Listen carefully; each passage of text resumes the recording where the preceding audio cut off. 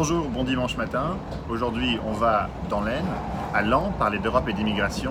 Et hier, on était en Ardèche pour parler aussi des décisions européennes, des enjeux européens. Les élections européennes sont dans 8 mois, le 26 mai.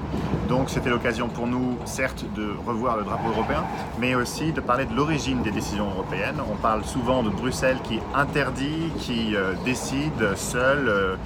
Le Front National, France Insoumise parle souvent d'une Europe qui n'est pas démocratique.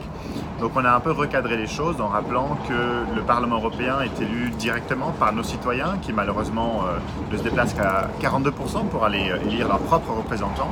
Et ce sont ces députés européens-là qui votent les lois européennes. Ils peuvent les rejeter, ils peuvent les amender. On a beaucoup d'exemples du projet d'Europe spatiale de Galileo en passant par la protection de nos indications géographiques ou quantité d'autres programmes, par exemple valoriser le patrimoine culturel de l'Ardèche, notamment en restituant la grotte de Chauvet. Et puis bien sûr, à côté du Parlement européen, il y a aussi nos gouvernements qu'on appelle le Conseil de l'Union européenne, donc les 28 gouvernements qui vont aussi faire les lois ensemble avec le Parlement européen. Donc on a revu l'origine des lois européennes, on a revu aussi bien sûr les fonds européens qui sont dans toute la région pour promouvoir un tourisme durable, une promotion du patrimoine magnifique de l'Ardèche.